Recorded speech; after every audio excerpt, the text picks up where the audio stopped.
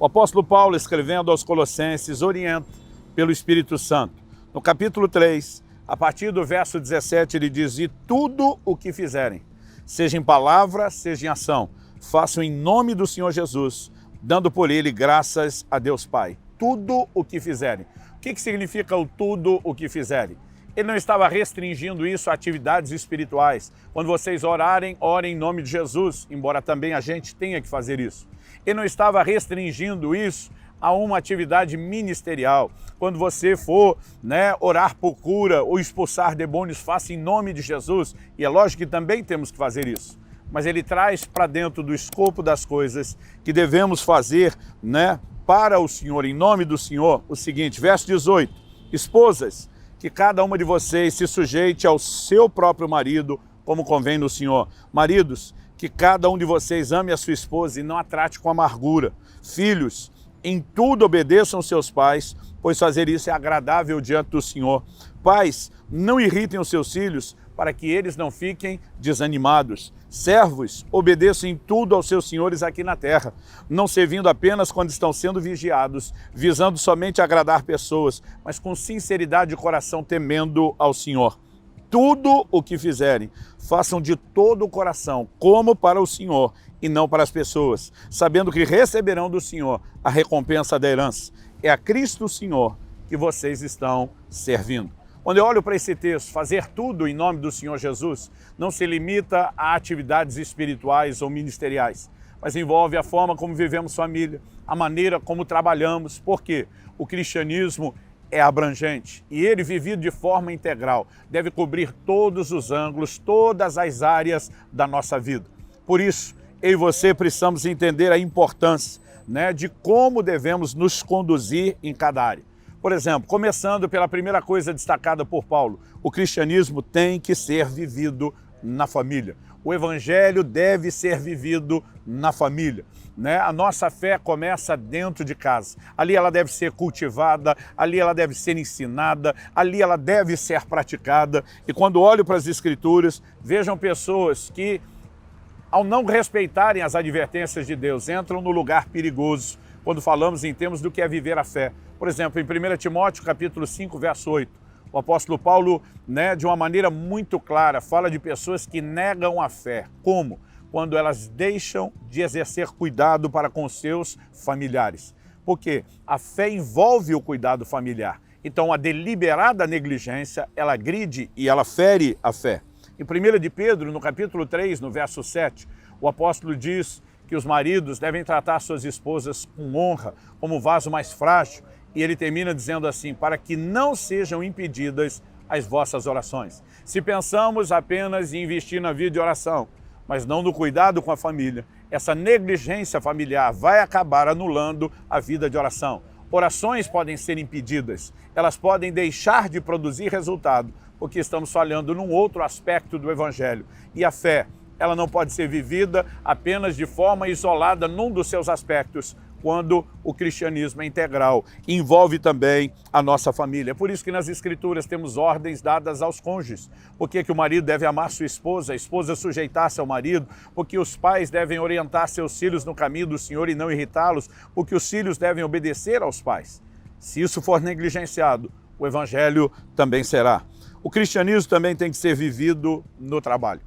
Eu gosto sempre de enfatizar isso, que Deus, quando criou Adão, já lhe deu trabalho, lhe confiou a responsabilidade de cultivar e de guardar o Éden. Aliás, antes de lhe dar uma esposa, ele deu trabalho, porque sabia que ele precisaria de trabalho para cuidar da sua família. Mas quando eu olho para as Escrituras, eu percebo também que o serviço não é visto apenas como uma forma, como uma maneira de mera e simplesmente conseguirmos o nosso próprio sustento. Olhando para as Escrituras, eu percebo um desenho maior, abrangente. Por exemplo, Paulo escrevendo aos Efésios, ele diz no capítulo 6, no verso 5, quanto a vocês, servos, obedeçam aos seus senhores aqui na terra com temor e tremor, com sinceridade de coração, como a Cristo, não servindo apenas quando estão sendo vigiados, somente para agradar as pessoas, mas como servos de Cristo, fazendo de coração a vontade de Deus. Sirvam de boa vontade, como se estivessem trabalhando para o Senhor e não para pessoas, sabendo que cada um, se fizer alguma coisa boa, receberá isso outra vez do Senhor, seja servo ou livre. Assim como em Colossenses, na orientação de Paulo aos Efésios, nós vemos a mesma orientação para uma dedicação do trabalho. Os cristãos deveriam ser aqueles que mais dão exemplo, aqueles que vivem o melhor de si, que trabalham com dedicação, com produtividade, com excelência. Mas muitas vezes eu ouço empresários crentes dizendo, olha, eu contrato qualquer outra pessoa, mas não os crentes. Eles simplesmente confundem, acham que porque são irmãos não devem respeito, não devem obediência, não produzem, são relaxados o tempo todo, esperam que a gente simplesmente entenda que eles são irmãos a ponto de não despedi-los, mas eles não honram a Cristo. É lógico que isso não diz respeito a todos, mas acabamos ouvindo tantos relatos que esse testemunho tão generalizado me preocupa. Será que temos entendido esse cristianismo integral a ser vivido também no local e no ambiente de trabalho? Aliás, muitas pessoas tratam do trabalho como se fosse algo secular, ruim, né? E declaram, não, eu quero viver para o evangelho, como se fosse apenas ser um ministro de tempo integral. Quando olhamos mesmo nas escrituras, muitos ministros não eram tempo integral. E, no entanto, brilhavam, eram luz, eram sal nos lugares onde estavam inseridos. E nós não podemos confundir as coisas. Deus tem nos dado uma responsabilidade de viver de forma diferenciada no trabalho. Aliás, é nesse ambiente que muitas vezes Deus deseja nos usar de uma forma diferenciada. Quando Joel fala a respeito de Deus arregimentando um exército, ele diz que eles deveriam fazer lanças e espadas do quê? Das podadeiras, das foices, das ferramentas de trabalho. Isso nas mãos de Deus acaba se tornando armas que nós podemos usar em prol do avanço do reino de Deus. O cristianismo também tem que ser vivido na área financeira.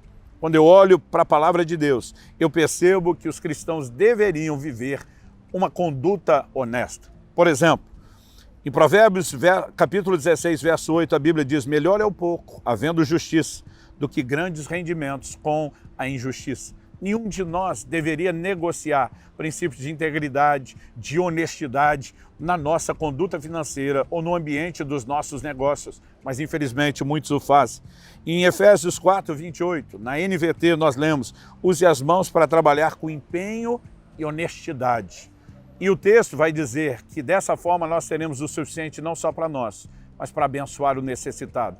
Então o trabalho deveria ser uma fonte de provisão, não apenas para nós mesmos, mas para que a gente transborde generosidade.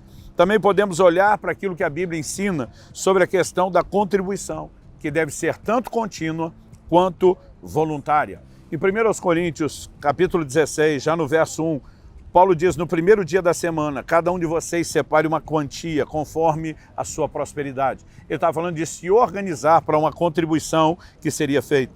Em 2 Coríntios, capítulo 9, verso 7, ele diz, cada um contribua segundo tiver proposto no coração, não com tristeza ou por necessidade, porque Deus ama a quem dá com alegria.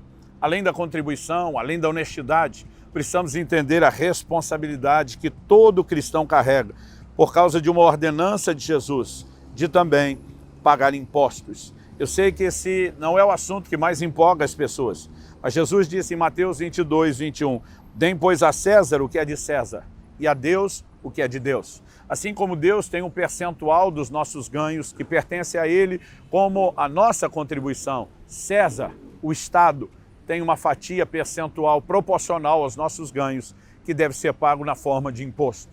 Se ele fará ou não, se César fará ou não o que deve com o imposto, isso fará com que ele responda a Deus. Mas a nossa responsabilidade é dar a César o que é de César. O cristianismo integral deveria nos poupar de sonegar impostos e nos fazer agir dessa forma como quem honra a Deus e não necessariamente um Estado que muitas vezes nos aborrece com a sua má administração. No entanto, o tempo todo estamos sendo desafiados para fazer para o Senhor e não para os homens. Lembre-se disso. E uma última área que eu gostaria de tocar, que muitas pessoas acabam não levando em conta, é que o cristianismo tem que ser vivido em todos os aspectos, inclusive na nossa alimentação. Em 1 Coríntios, no capítulo 10, no verso 31, a Bíblia diz, portanto, se vocês comem ou bebem, ou fazem qualquer outra coisa, façam tudo para a glória de Deus. Precisamos nos questionar como temos nos alimentado. Desde uma alimentação saudável, que pode fortalecer o nosso corpo para não apenas sobreviver mais tempo, mas ter qualidade de vida para servir a Deus, ou se estamos negligenciando e sabotando a longo prazo a nossa saúde ao negligenciar o cuidado com o templo do Espírito Santo.